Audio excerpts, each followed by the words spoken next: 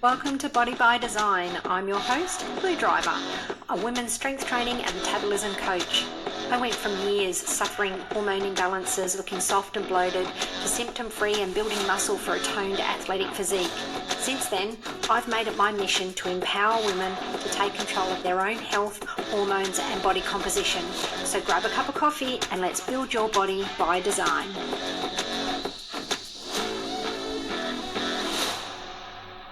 Welcome back to Body by Design, and I am your host, Lou Driver, and founder at Body by Design. This week, I wanted to talk about the method that I used to get what I've got in my late 40s. So I'm about to turn 49. But it was certainly in my mid-40s that I kind of woke up one day and went, oh my God, what has happened to me? Where did I go? And I went on a very big journey in changing all of that. And in that, I studied a lot and really threw myself into the health and fitness in a way that really helped me sculpt a body, get awesome health, beat perimenopause symptoms. I know I used to have horrendous hormones, and I've hit perimenopause stronger than ever without having excessive perimenopause symptoms. And it absolutely is possible for any woman in their 40s, even 50s, to change their body and health. Does that sound like you? Someone that woke up one day and looked in the mirror and went, what the fuck? Like, who am I? Your kids are growing up, or they're at least a lot more independent and don't need you as much anymore. You've spent your life, giving to kids and career and partners and husbands, whoever it is. And you're just like, what about me? Totally lost me. I think particularly for mothers, though this isn't about just mothers, but I think particularly in mothers, they get to their 40s after giving and caring so much. They get used to putting themselves on the back burner that their health goes down the tube. And then they just go, oh my God, is this what life is meant to be like? They wake up, they terrible sweats, hot flushes, brain fog, body aches, lagging energy. They can't sleep, lying awake, wide awake at 2 a.m. in the morning. And they kind of going, well, shit, kids are grown up. I thought it was meant to get easier and it doesn't feel easy anymore. And you kind of just lose a sense of you. You really can take that back. And all it takes is a little bit of a process in changing the way you're living your life now and some of the habits that you're doing and putting them into a bit of a structure so you can actually move forward. There is so much information out there on Instagram that's free, and it's a little bit of free here and a little bit of free there. And, it's very generic information in the sense that it doesn't take into consideration where you are at right now. What is your current health status? What is your current training experience? Is it none? Is it some? And you're skinny, fat, not growing muscle, or have you never stepped foot in a gym before? Like, there's just so much information out there and you don't know how to apply it and when to apply it for you. So I created a roadmap exactly on this and how you can take it step by step, because this is not, getting that midlife transformation is not about going and doing an 8-week program. It's about re-educating yourself, about living in a way that's caring for your body and changing your habits. You can't continue the life and the lifestyle that you have and expect change, because it is actually lifestyle and habits that got you to where you are. Lack of muscle, high body fat, horrendous perimenopause symptoms, menopause symptoms, depends where you are. Now, that actually is predominantly lifestyle. And this is not saying that bioidentical. And I say bioidentical because I would never recommend synthetic hormone therapies.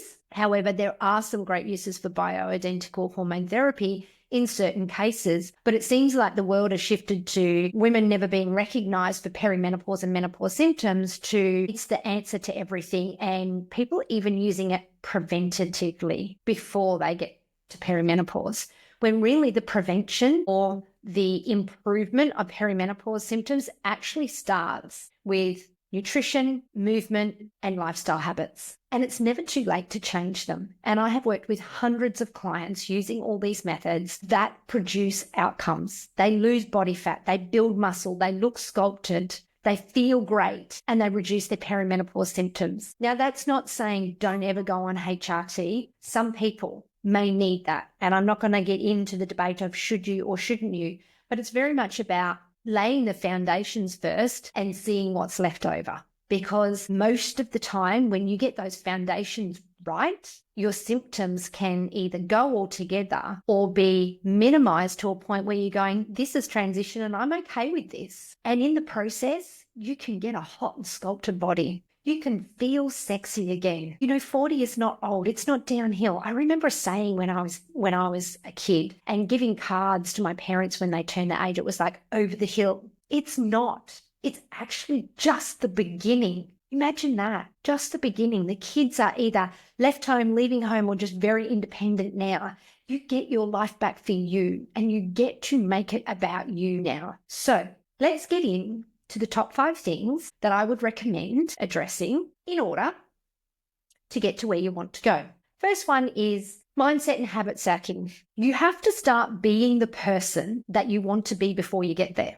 You were Tiger Woods. For those who know Tiger Woods was not born a sensational golfer. His dad recognized he enjoyed swinging the club and he worked fucking hard for it. You don't just wake up one day good at something. You have to become that person and do the actions and the habits of that person. You look on Instagram, Facebook, social media, wherever. Those people that have had those massive transformations, body health transformations, they turned their life around. They made significant changes and they did that first, and the body and the health followed. Your body and your health is simply a symptom of your lifestyle and habits. And that's where it has to start. And it can start small with habit stacking. So you become and think like that person that you want to be. So the person that you want to be had a busy day, was really finding it really hard to get steps in, really tired at the end of the day. Does that person go, oh yeah, well, I won't do it today. I know I didn't do it yesterday either, but I can't be bothered. I'm tired now. Do you think that that person that got that transformation, that's the way they thought? Or do you think that they went, well, I don't really want to and I'm tired, but they did it anyway? I can guarantee you it's the did it anyway. Though they live in a place now where things come a lot easier, like I know for me now, if I have a low energy day and I don't feel like walking, it's a lot easier for me to go, but yeah, I know I'll feel better when I go and do it. So I just go and do it. It's because it's become such a habit. And the neuron pathways in my brain have been built now to know that when I have this down feeling, I can actually change that negative feeling to a positive feeling by going and doing the movement, doing exactly what my brain is, like my body is kind of going, oh, I can't be bothered, I'm tired. Doing the opposite of what it's telling you. This whole listen to your body thing, when you're in a place where your health and your fitness is really low, listening to your body is probably not the thing that you need to do. There is a certain point where we need to go, we don't want to push ourselves to excess. But if we listen to our body on a day-to-day basis, we would never move. We would sit in front of the TV and just go, oh, I'm tired. You actually have to push past that and become that person first. There is just a delay between acting like the person you want to be with those habits and lifestyles of that person, and then a little bit of time before it becomes a reality. It's not going to happen immediately, but you have to do the actions and the lifestyle first. Once you start doing these changes, your confidence starts to grow. You've committed to yourself. You start seeing that, hey, when I stay to that commitment to walk 10,000 steps every day, I actually feel better for it. And you build confidence in trusting yourself. And this confidence filtrates through everything in life. And I can't express that enough. And it's kind of sounds like a real cliche that you hear people talk about all the time, but it actually is the truth. So the other thing to that is also the habit stacking. You might be a rip the Band-Aid off type person, but most of us are someone who either is overwhelmed by all the things they think that they should be doing and just have no idea where to start and how to start, that they don't start, or they're the sort of person that tries to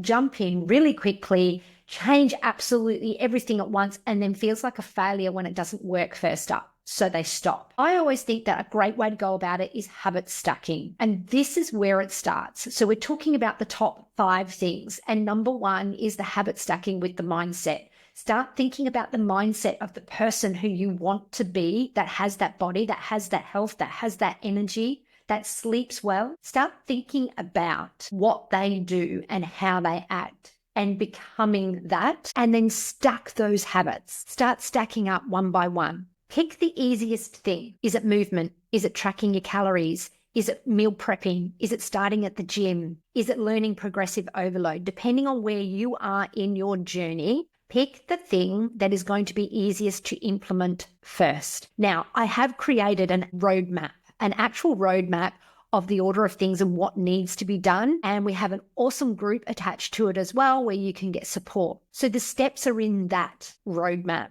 these 5 steps that I talk about. So you can go through that and have a look. Now, I have put them in an order that kind of makes sense to tackle it in that order. But if there's something in there that you go, well, I'm not starting from the beginning, I'm actually already doing this, so this would make more sense to add to my habit stacking first, then by all means, go and do that.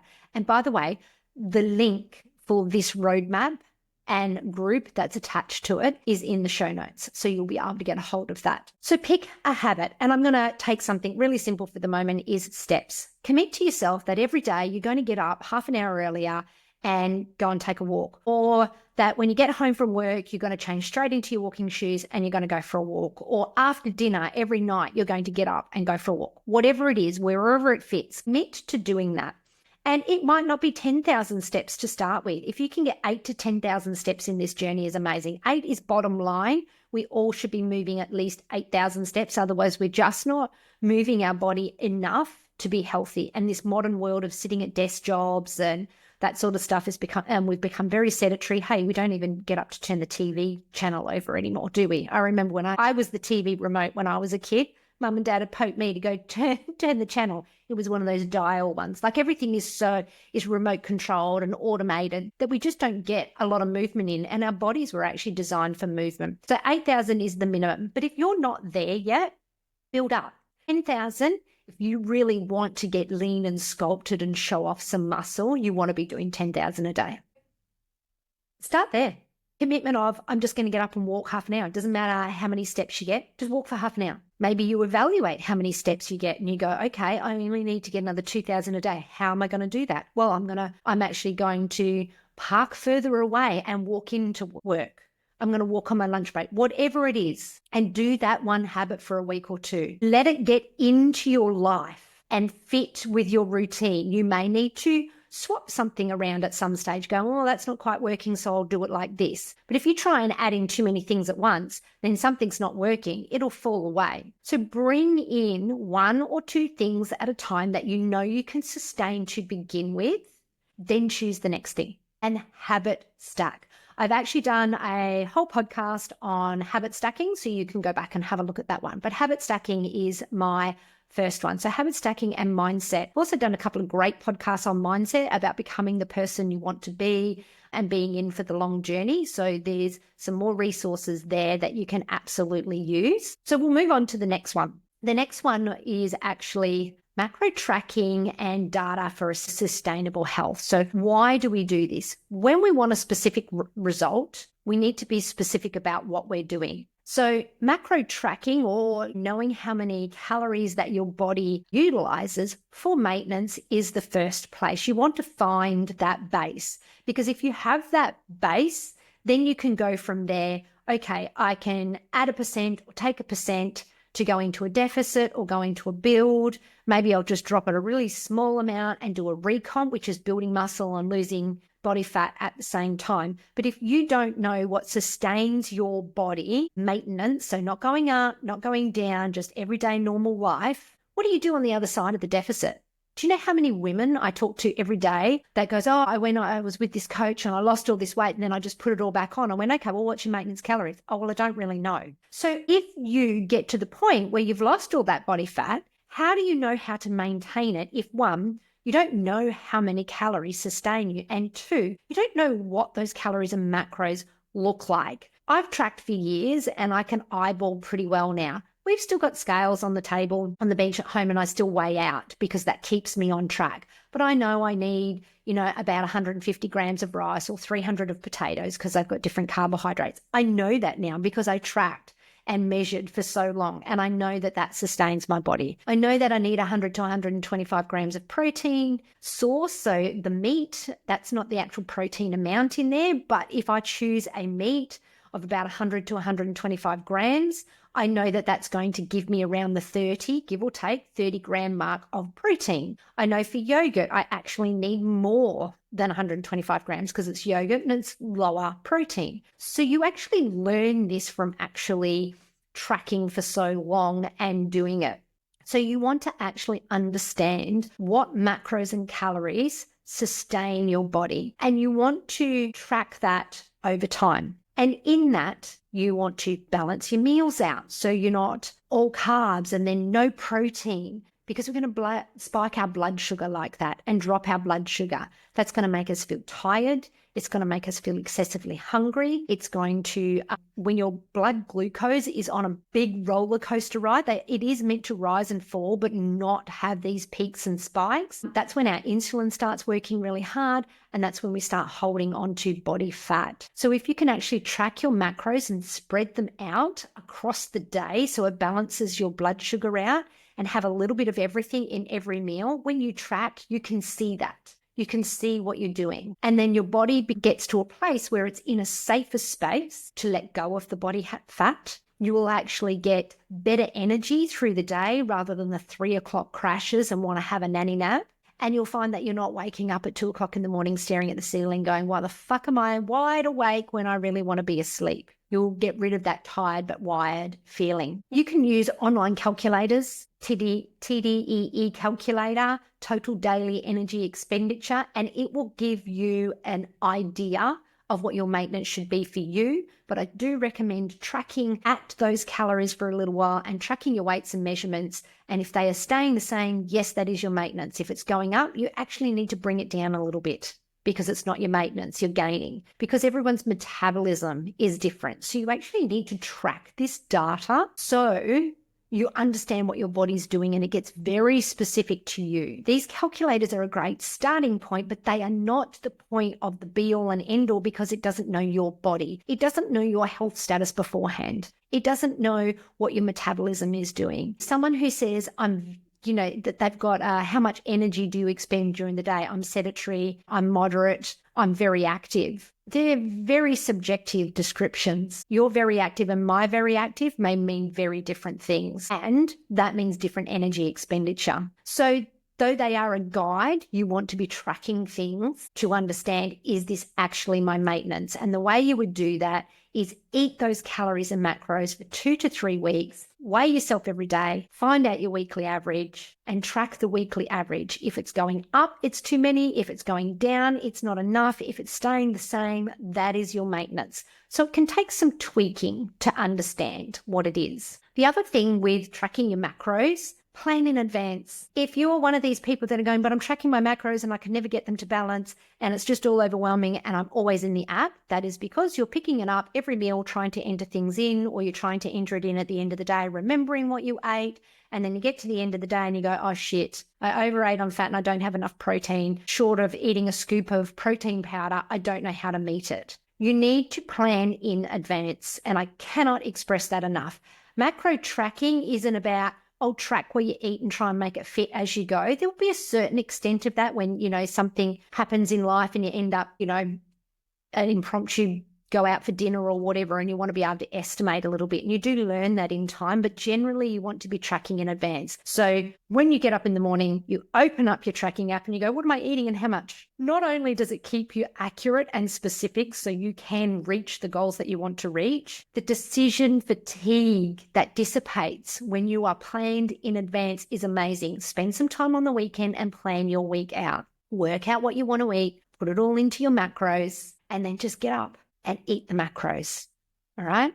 That is going to be the easiest way to try and meet your macros. Because if you fail to plan, you're actually planning to fail. You're never going to get to the end of the day and be able to line your macros up. So we definitely want to be planning in advance. Within those macros, choose your meal frequency. Think about, how many meals a day do I want to eat? What works for you? I'm a snacker. I actually like snacks. And I've got a lot of calories at the moment as well. So I have enough to be able to do breakfast, lunch, dinner, morning tea, afternoon tea, and a dessert.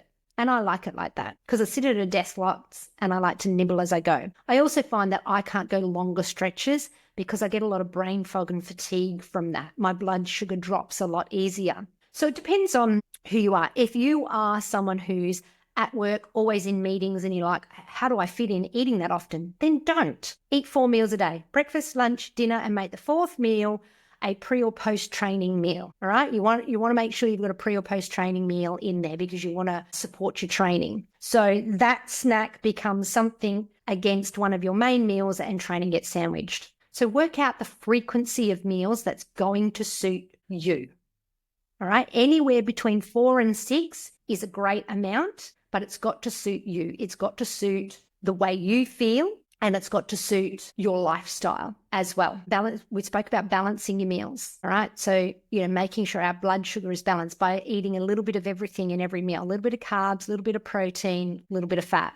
And if you spread your meals out across the day, you know how much that you can put in. Monitor your intake, track all your other data like your weight, and you will find out what actually is your maintenance. You'll balance your blood sugar, your energy will come back, and your sleep will improve. All right. The things that you want to be tracking: yes, your daily weight, but then work out what the weekly average was. Ignore the spikes on the scale. Anything can make that scale move. Work out your weekly average and track the weekly average over 2 to 3 weeks. And that will show you a trend. Body measurements is another one. If you are not losing any weight in the scales, but the body measurements are going down, you are what they call recomping. You're building muscle and losing body fat. So if you're training when you're doing this and you see your measurements going down, but the scale hasn't really moved, congratulations, you are body recomping. So you want to track your body measurements as well. Another great tool is progress photos. Sometimes having a visual will help us. I actually never took starting photos, and I'm really disappointed. I've got one that I use, and you'll see it on Instagram all the time.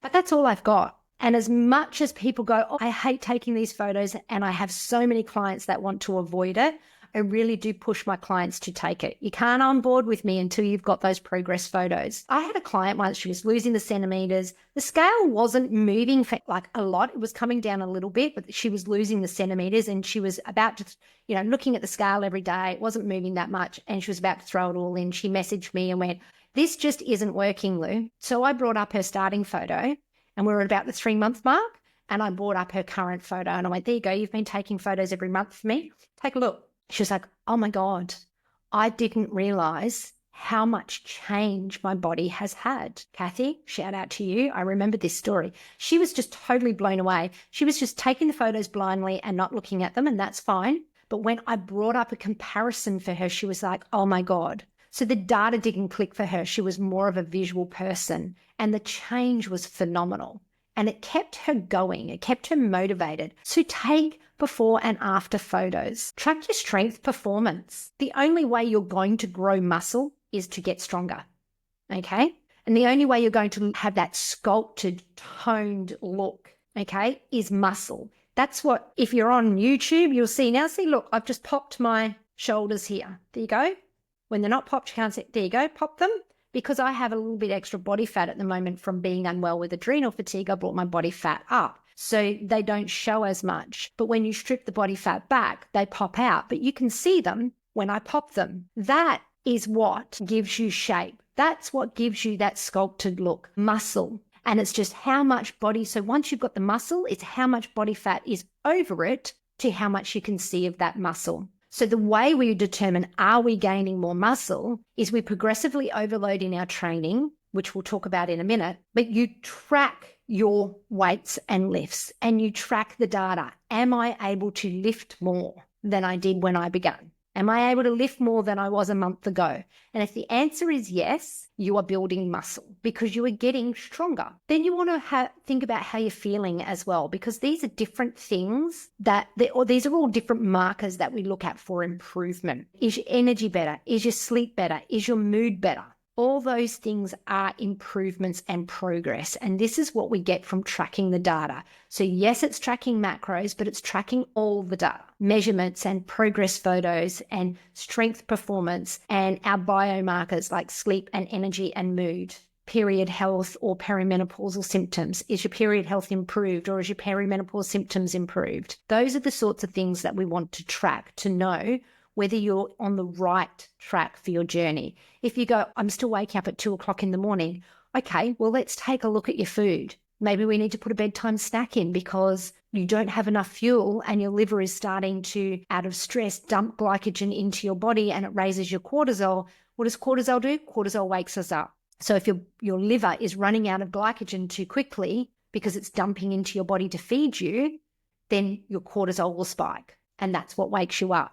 So you need to make sure that you've got enough fuel in your body going to bed to make sure that your liver doesn't overdump its glycogen and it's got enough to get you through till earlier hours of the morning, and then that's what wakes you naturally. The cortisol spike is later. The third thing you would look at, the foods, optimal foods for health, pro-metabolic foods. So now you have your macros. You want to fill your macros with great foods. So macros are going to determine, so macros and calories will determine your weight and can you build muscle. The foods that you put into those macros will determine how you feel, as in hormone symptoms, perimenopause symptoms, again, sleep, energy, all those sorts of things are determined by the types of foods that you're putting into your body. In the modern world, we've moved so far away from normal foods. Think, like grandma used to eat. That's pretty much what we're doing. We used to eat nose to tail on the animal. We want to fill our diet with nutrient-dense, easy-to-digest foods, things we want to focus on: root vegetables, fruits, honey, dairy, grass-fed meats, seafood, saturated fats. These are all things that are full of the nutrition that a woman's metabolism and thyroid need to operate. So think of it like this. If you don't have enough money to pay your electricity bill, you're not going out and buying a Gucci handbag. And that's what your body is doing with vitamins and minerals. So if we don't have enough vitamins and minerals, like from nutrient-dense foods going into our body, if we don't have enough of those levels, our body is such a smart being that it will prioritize survival, cardio, respiratory, brain function. So as you're drip feeding some nutrients in, it's going to prioritize to those systems and functions first. If you do not have enough nutrients going in and it runs out of nutrients, it's not going to feed things like sex hormones, reproductive, because you don't have enough to keep yourself alive, let alone grow another body and keep it alive on the outside. So it won't put to there. Digestion, when we are stressed, like run from the lion, we need, adrenaline and cortisol right now to keep us safe. So we run. Our body will shut down digestion. It doesn't need digestion while you're running from the lion. But in the modern world, our stress and everything is so chronic all the time that our digestion gets shut down. So it takes all the nutrients to continue to produce all the stress. So you want enough nutrients going in to keep your digestion going. You want easy to digest foods so it doesn't grate you. Overeating on lettuce and broccoli and all these cruciferous veg, I'm not saying don't ever eat them, but they were meant to be a side salad. It was meant to be the occasional veg. When we overdo it with all these really hard to digest foods, our gut gets inflamed. And when our gut is inflamed, we can't pull the nutrients out of the foods that we need to. We don't absorb it well. So that's another way in which our body won't receive enough nutrients. So again, it shuts down all the things that it doesn't need. Growing muscle is another thing. Muscle requires a lot of fuel at rest. So one, to build the tissue, it needs the nutrients. And two, to sustain the new tissue, it needs a higher level of nutrients. So if you're in the gym and you're flogging yourself and you're going, I can't build muscle no matter what I'm doing, first place we look is your nutrition. Because if you're not getting enough of what you're needing, enough carbohydrates, enough macros, enough of all the amino acids and the vitamins and the minerals, so your body can create new tissue, new muscle, then it's not going to have anything to build. It's not just protein. There's a lot more that goes into it. And your body also knows that if it builds that new tissue, it needs a certain level of nutrition and energy going into the body to be able to sustain it as well. So again, if you're working hard at the gym and it's not working for you, maybe you need to look at your nutrition, because your body is not going to build that. It's like if you don't have enough money to pay the electricity bill, you're not out going buying a Gucci handbag. Sex hormones and muscle are luxury items to your body. All right. What else have we got? If you want to cover all your nutrition, I highly, highly, highly recommend beef liver and oysters. They're like nature's multivitamins. Have 100 grams of beef liver a week and a dozen oysters, and you've got everything covered, as well as all your nutrient-dense foods with your dairy and your meats and your easy-to-digest carbohydrates. If you're doing that, you're going to get a great level of nutrients all covered, and a lot of the micronutrients that people are missing, selenium, which is awesome for your thyroid. So if you've got a slow metabolism, you want to support your thyroid function. Your thyroid function is what creates hormonal balance. Now, it doesn't matter whether you're in your 30s still having your period, or if you're in your 40s going through perimenopause, or if you're in your 50s. Hormones still need to be created at some sort of level, and your thyroid is the beginning of that. So oysters have lots of selenium in them. Copper and vitamin A also support our thyroid. If you're low on energy all the time and you're being told by your doctor you've got low iron, it's actually because most of the time, it's because you've got low copper. Without enough copper and vitamin A, our body doesn't recycle iron into our blood system, which is where we utilize it from. So we look like we have low iron on our blood tests. And actually, we just need the copper. Beef liver is full of copper. B vitamins for energy production and mitochondria. So, beef liver and oysters full of B vitamins. Another one is a daily carrot salad. It's a great detox for our body. It takes out any excess estrogen so we don't become estrogen dominant. It's like a little scrubbing brush for our intestine. It soaks up all the endotoxins. If you're constipated, everything your body is trying to detox from gets left sitting in your bowel and it gets reabsorbed. The carrot salad has fiber in it. It will help keep you regular. So that is in one way that it will eliminate. But the fibers in itself are actually absorbent, and they absorb those endotoxins and absorb that extra estrogen and move it through your body. So they're three very simple things that you can upgrade in your diet now. Beef liver, oysters, carrot salad. Beef liver 100 grams a week, oysters a dozen a week, daily carrot salad. That in itself can actually cover a lot of gaps. Get rid of all the processed food and additives.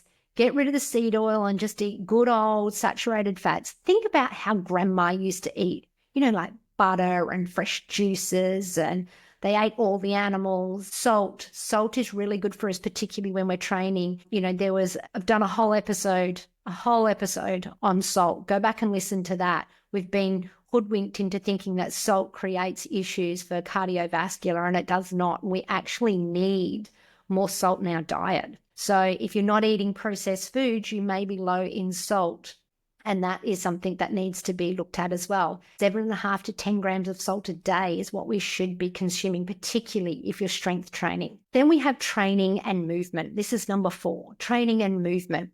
There is no point going to the gym and training 3 or 4 days a week and then sitting stagnant for the rest of the time. It's not good for us. So daily movement. And yes, counting steps is a way in doing that. But, hey, if you went for a bike ride or if you went for a swim, that is still daily movement. You don't necessarily have to put it in as steps, but we do talk about steps in a way of measuring. 8,000 steps is the baseline. 10,000 steps is where you want to be if you really want to change your body. We need to get movement in. It's critical for our function.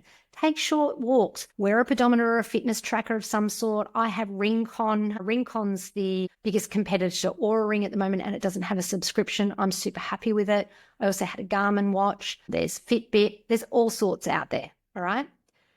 Track your steps. Where am I now and where can I add?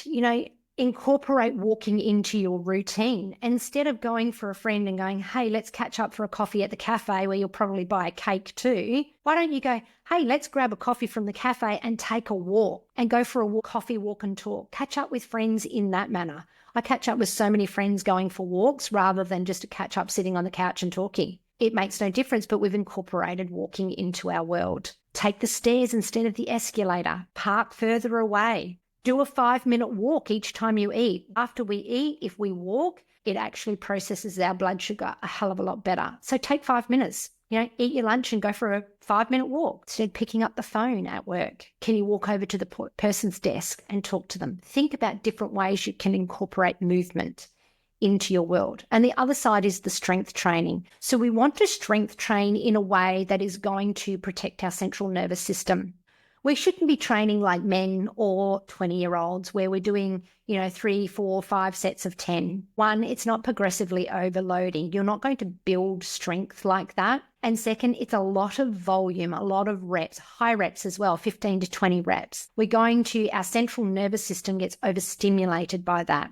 but also training 5 days a week. When we push our bodies hard enough, so if you move away from that, 3-4 sets of 10 and you actually start training hard to failure, so you can't pick the bar up off the ground. You're doing a deadlift and you can't pick the bar up off the ground, or you're doing a chest press and you know that if you try one more time, it's going to end up on your chest. That is training to failure. If you train really gritty like that, you can bring the reps down to a 6 to 15 range, somewhere in there, and 2 sets.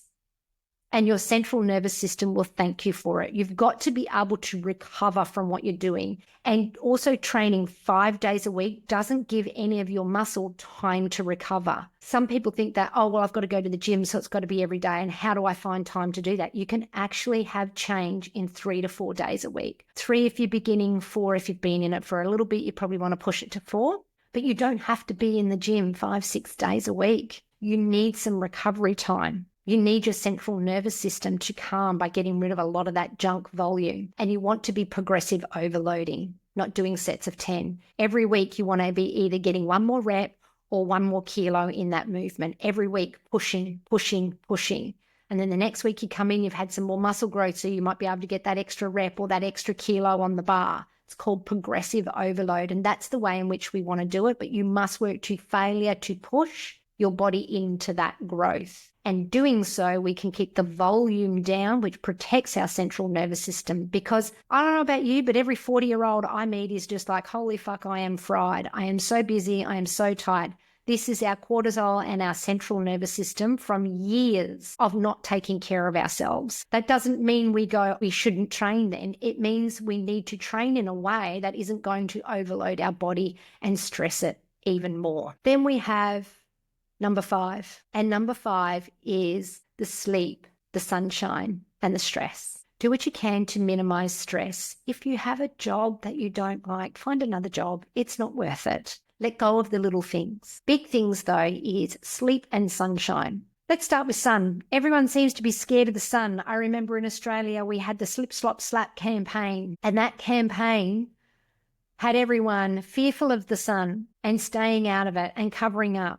We don't need to slather chemicals on our skin and cover up and never see the light of day. It's actually okay. And I wouldn't say go outside and burn, but we want to get out when the sun is bright between that 10 and 2 time and get a little bit of sunshine on our skin, directly on our skin. Start small, 5 minutes, because you don't want to burn. You do not want to burn. I'm going to be very clear about that.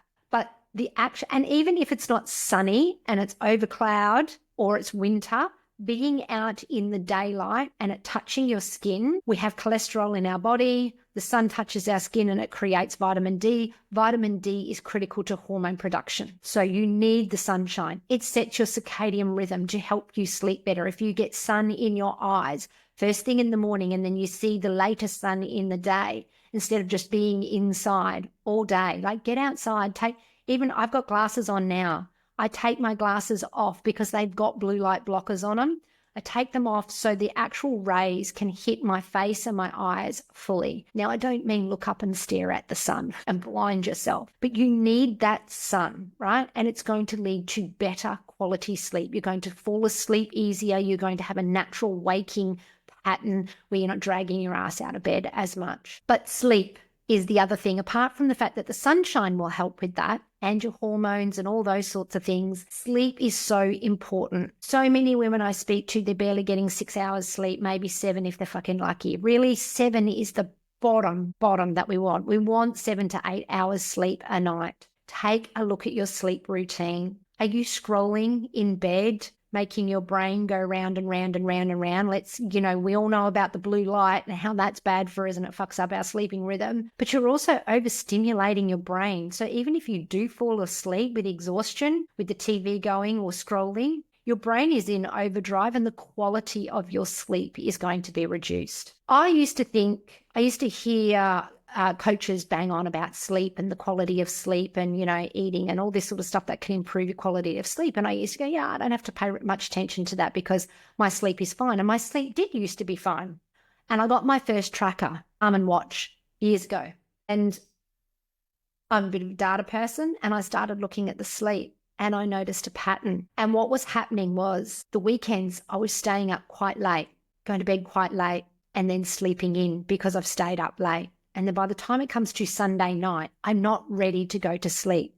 So I try to go to bed earlier because I'm out of a rhythm. I try to go to bed earlier, but I'm actually not tired. So I'd be in bed and I'd be really restless going into Monday. So then I'm kicking Monday off with barely 6 hours of sleep, and it goes down from there. And I felt exhausted, and I realized I really wasn't getting enough sleep. I was getting, on average, 6 to 6.5 hours sleep. And I wondered why I wasn't progressing in the gym. The minute I addressed my sleep and got more sleep, changed so much. I had more energy in the afternoons, and I actually started progressing in the gym just by addressing my sleep. And how did I do that? I set an alarm half an hour before bedtime. And I know they say put your phones away an hour or two before you sleep. If you can do that, great. But I started with half an hour. I set an alarm on my watch to go off half an hour before bedtime. I worked out what time I had to be in bed to get 7 hours sleep. Okay, 9 o'clock I wanted to be in bed. So at 8:30 my alarm goes off. And at 8:30 I go, right, watch the last of this episode on the last of that scene on Netflix, right? So you can stop it at a place that you can come back to. I do that. I put my phone away, go and put it on charge. I lock up the house. I have a drink. I say goodnight to the kids, do all the things to get myself ready. I climb into bed. I read a little and then fall asleep. So I give myself a half-hour warning to wind up and be in bed. Otherwise, I'd sit there so exhausted of a night time, just vegetated in front of the TV. And before I knew it, it was 10:30, 11 o'clock. And I'm like, fuck, I've got to go to bed. Just having that alarm and creating that habit in the beginning changed everything. My training in the gym went through the roof just by changing sleep. You handle stress better when you're not tired all the time. Your actual capacity to breathe deep and not react becomes better. Do you find you're losing your shit all the time? Maybe you just need to get more sleep.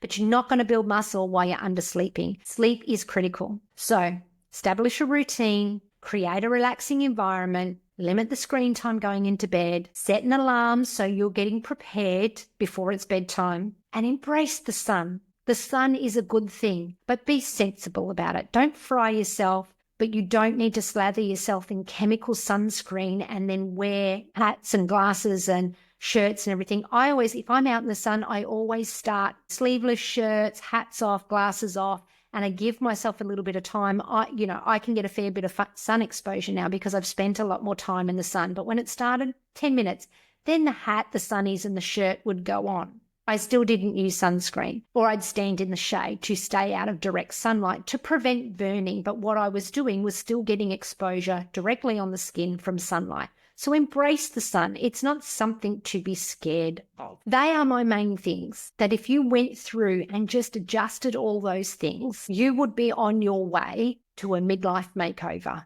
that I swear you cannot comprehend right now. So if you're a 40-plus woman who's woken up and looked at the mirror and gone, what the fuck? Who am I? I don't even recognize myself. My kids don't need me anymore. Perimenopause is kicking my ass, and I look at all these big transformations and I want that.